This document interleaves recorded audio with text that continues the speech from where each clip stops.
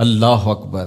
ان پڑھ اور غریب ماں کی یاد میں انہوں نے بڑی خوبصورت باتیں لکھی۔ کہا عالی نسب ہوٹلوں میں کھانا کھانے میں وہ سرور کہاں جو چولہے پر بیٹھ کے ماں کے ہاتھوں سے پکی ہوئی چپاتیاں کھانے میں ملتا ہے۔ عالی جناب، حضرت صاحب، قبلہ عالم، کیا کیا لفظ بولے جاتے ہیں اسٹیجوں کے اوپر، لیکن ان لفظوں کا وہ نشہ نہیں ملتا جو ماں کی زبان سے اوئے ببلو اور اوئے مٹھو میں رکھا ہوا ہے۔ ماں جب یہ کہہ کے پکارتی ہے تو لگتا ہے کہ سارا پیار سمٹ کے ماں کے لہجے میں آ گیا ہے، لفظ نہیں ہے، ماں کے منہ سے شہد ٹپک رہا ہے۔ ماں جب بولتی ہے تو اس کے لہجے میں جبریل بولتا ہے۔ ماں جب مسکراتی ہے تو لگتا ہے جنت کی ساری کلیاں کھل اٹھی ہیں۔ ماں جب پیار سے دیکھ رہی ہوتی ہے تو لگتا ہے عرش سے رحمتیں اتر رہی۔ اللہ نے ماں کے سینے کے اندر وہ محبت، وہ تڑپ رکھی ہے، وہ ایک کائنات رکھ دی ہے الفتوں کی کہ جس کا نعم البدل کیا بدل بھی موجود نہیں ہے۔ وہ پیار رکھ دیا، وہ درد رکھ دیا، وہ درک رکھ دیا، وہ الفت رکھ دی ماں کے سینے کے اندر۔ ایک شاعر ہوا تابش، اس نے ماں کے پیار کو کتنے خوبصورت پیرائے میں بیان کیا۔ ایک مدت سے میری ماں نہیں سوئی تابش، میں نے ایک بار کہا تھا مجھے رات کو ڈر لگتا ہے۔ کہا ایک دن بچپن میں میرے منہ سے نکلا تھا امی مجھے رات کو سوتے ہوئے ڈر لگتا ہے۔ میں بوڑھا بھی ہو گیا ہوں، میری ماں اب بھی میرے بستر پہ پھونکے مارتی کہ میرے بیٹے کو رات کو ڈر نہ لگا۔ یہ ماں کے سینے کا پیار ہے، ماں کی الفت ہے، یہ ماں کی تڑپتی ہوئی ممتا ہے۔ اولاد کے لیے وہ دکھ بھی جھیلتی ہے، تکلیفیں بھی سہتی ہے۔ غریب مائیں لوگوں کے گھروں کے برتن بھی مانجنے پڑیں تو اس سے بھی گریز نہیں کرتی۔ شہر میں آ کر پڑھنے والوں بھول گئے ہو کس کی ماں نے کتنا زیور بیچا ہے۔ اس لیے ماں کی کمی انسان بڑھاپے میں بھی محسوس کرتا ہے۔ کبھی ایسا نہیں ہو سکتا کہ انسان کہے کہ کوئی بات نہیں اب میں بڑا ہو گیا اب مجھے ماں کی کمی محسوس نہیں ہوتی۔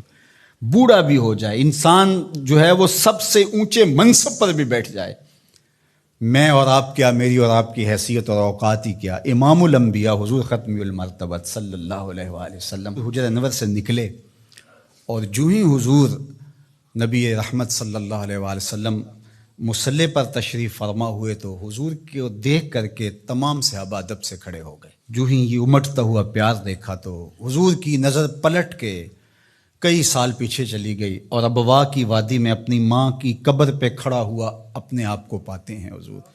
اور پھر ایک جملہ کہا، الحاوی للفتاوی کے اندر امام سیوطی نے اس کو بڑی تفصیل سے لکھا ہے کہ چشمان رحمت سے آنسو ٹپکنے لگے اور حضور مصلی پہ کھڑے ہو گئے اور فرمایا لو ادرکت والدی او احدہما، کاش آج میرے ماں باپ زندہ ہوتے یا کم از کم میری ماں ہی زندہ ہوتی اور میں لوگوں کو نماز پڑھا رہا ہوتا۔ وَأَقْرَأُ فِيهَا بِفَاتِحَةِ الْكِتَابِ، اور اس میں سورہ فاتحہ کی تلاوت چل رہی ہوتی۔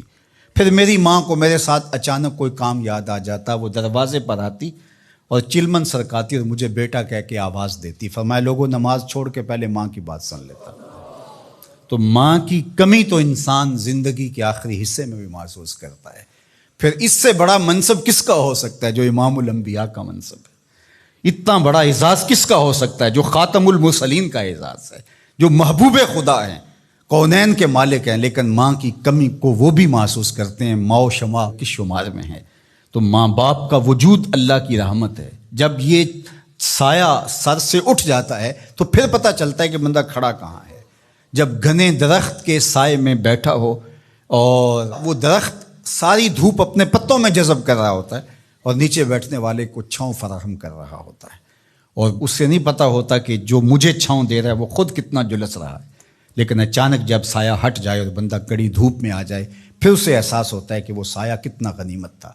جن کے ماں باپ موجود ہیں وہ ان کی خدمت کر کے دنیا اور آخرت کی سرخرویاں حاصل کریں۔ اللہ کی رضا بھی اس میں ہے، رسول اللہ کی رضا بھی اس میں ہے، اور دنیا اور آخرت کی بہتریاں اسی کے اندر پنہاں ہیں کہ ماں باپ کی تکریم بجا لائی جائے۔